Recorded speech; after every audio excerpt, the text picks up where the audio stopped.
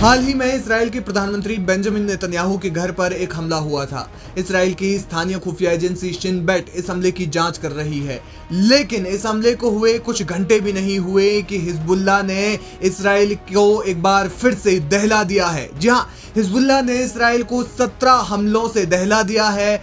उसने इसराइल के कई इलाकों में 24 घंटों में ताबड़तोड़ 17 हमले किए, जिसमें करीब 90 मिसाइलें दागी गई है, जिसमें हिजबुल्लाह ने खासतौर पर हाइफा के रिहायशी इलाकों को निशाना बनाया। दरअसल हाल ही में इसराइल ने हिजबुल्लाह के मीडिया चीफ मोहम्मद अफीफ को मार गिराया। इसराइल ने लेबनान की राजधानी बेरूत में एक एयर स्ट्राइक की, जिसमें उसने अफीफ को निशाना बनाया। इसके बाद हिजबुल्लाह ने 24 घंटों में 17 हमले करके इसराइल से बदला लिया है। हिजबुल्लाह ने रॉकेट और ड्रोन हमलों से इसराइली सेना के अलावा इसराइल के सार्वजनिक स्थानों को निशाना बनाया है। हिजबुल्लाह ने हमले को अंजाम देने के बाद बयान जारी किया और साथ ही साथ कुछ तस्वीरें भी जारी की। उन्होंने कहा कि हमने ही इसराइल पर 24 घंटों में 17 हमले किए हैं। इस हमले का हिजबुल्लाह ने वीडियो जारी किया। हमले को अंजाम देने के लिए हिजबुल्लाह ने अपना पहला एयर अटैक 16 नवंबर की रात को करीब 11:15 पर किया, जिसमें उसने शमा में इसराइली सैनिकों को निशाना बनाया। इसके बाद दूसरा हमला 17 नवंबर की अल सुबह करीब 6 बजे किया गया। यह हमला भी दक्षिणी कीर में इसराइली सेना पर किया गया।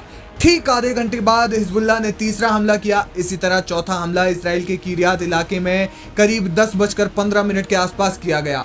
एक घंटे बाद यानी 11:15 पर हिजबुल्लाह ने शमा में 5वां हमला किया। वहीं दोपहर 2 बजे इसराइल पर एक रॉकेट दागा गया, जिसका निशाना पूर्वी कीर इलाके में इसराइली सेना बनी। 7वां हमला हिजबुल्लाह ने इसराइल के रमीम बेस पर करीब 2:30 बजे किया। इसी तरह इसराइल पर 8वां हमला 17 नवंबर को ही 4:30 बजे किया गया।